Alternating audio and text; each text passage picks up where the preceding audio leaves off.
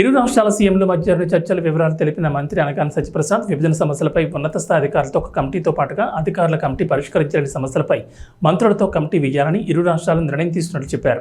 విభజన సమస్యలు ఒకటే కాకుండా గత 5 ఏళ్లు పట్టి పీడించిన డ్రగ్స్, గంజాయి, సైబర్ క్రైమ్స్పై కూడా భేటీలో చర్చ జరిగింది. డ్రగ్స్, సైబర్ క్రైమ్స్ నియంత్రణకు 2 రాష్ట్రాలు కలిసి పనిచేయాలని, 2 రాష్ట్రాల ఏడీజీ స్థాయి అధికారులతో డ్రైవ్ నిర్వహించాలని 2 ప్రభుత్వాలు నిర్ణయం తీసుకున్నాయి. పనిచేస్తారు కాబట్టి ఒక ప్రోయాక్టివ్ వేగా లెటర్ పంపించడం, దాన్ని ఇక్కడ గౌరవ ముఖ్యమంత్రి గారు క్యాబినెట్లో చర్చించి సానుకూలంగా స్పందించి ఈరోజు ఈ సమావేశం ఏర్పాటు చేయటం, సమావేశంలో అన్నీ కూడా కులంకుశంగా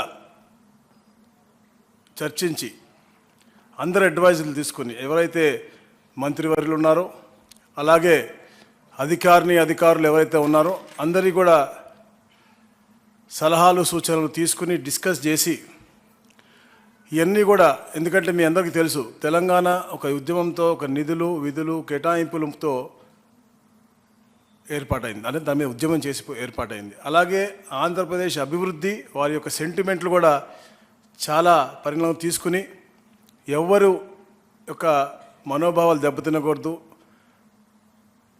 అందరి యొక్క భావోద్వేగాలన్నీ కూడా పరిణామం తీసుకుని మనం ఇవన్నీ కూడా ఫుల్ఫిల్ చేసుకోవాలని చెప్పేసి ఒక లక్ష్యంతో ఏదైతే రీఆర్గనైజేషన్ యాక్ట్లో ఉన్న ప్రతి ఒక్క అంశం కూడా పూర్తిగా చర్చలతోనే అది సానుకూలంగా సత్వరంగా పరిష్కరించాలనే లక్ష్యంతోనే ఈ యొక్క ఆఫీసర్స్ కమిటీ ఏర్పాటు చేయడం కానీ, దాని తర్వాత మినిస్టర్స్ కమిటీ ఏర్పాటు చేయడం కానీ, తర్వాత ముఖ్యమంత్రులు కూడా అన్ని విషయాలు కూడా నాట్ ఓన్లీ రీఆర్గనైజేషన్ యాక్ట్, అది కాకుండా కూడా రాబోయే రోజుల్లో కూడా మంచి వాతావరణం క్రియేట్ చేసే విధంగా ముఖ్యమంత్రులు కూడా ఫ్రీక్వెంట్గా కలుద్దామని చెప్పి ఒక ఆలోచన ముందు రావటం నిజంగా చాలా ఆనందదాయకం. అలాగే మరి ముఖ్యంగా ఎలా అయితే గౌరవనీయులు బట్టి విక్రమార్క చెప్పారో, తెలంగాణ రాష్ట్రం ఏర్పడిన తర్వాత డ్రగ్స్ ఫ్రీ స్టేట్గా చేయాలని చెప్పేసి తపనతో పనిచేస్తూ ఉన్నారు. దాని మీద కూడా సుదీర్ఘంగా చర్చించి ఏదైతే అక్కడ ప్రభుత్వం ఏర్పడిన తర్వాత ఒక సబ్ కమిటీ మేము వేసుకోవడం జరిగింది 6 మంత్రులతో. ఎందుకంటే అక్కడ మా దగ్గర కూడా స్కూల్ బ్యాగుల్లో, అంటే 8th క్లాస్ చదువుకునే స్కూల్ బ్యాగుల్లో కూడా మనకి గంజాయి దొరికే పరిస్థితి మాకు అక్కడ రాష్ట్రంలో ఉంది. కాబట్టి ఎడ్యుకేషన్ మినిస్టర్ కానీ, గౌరవ హోమ్ మినిస్టర్ కానీ, అలాగే ట్రైబల్ వెల్ఫేర్ మినిస్టర్ కానీ, ట్రాన్స్పోర్ట్ మినిస్టర్ అందరూ కూడా వేసుకుని మేము సబ్ కమిటీ ఏర్పాటు చేయడం, వారి మీటింగ్ కూడా జరగడం జరిగింది.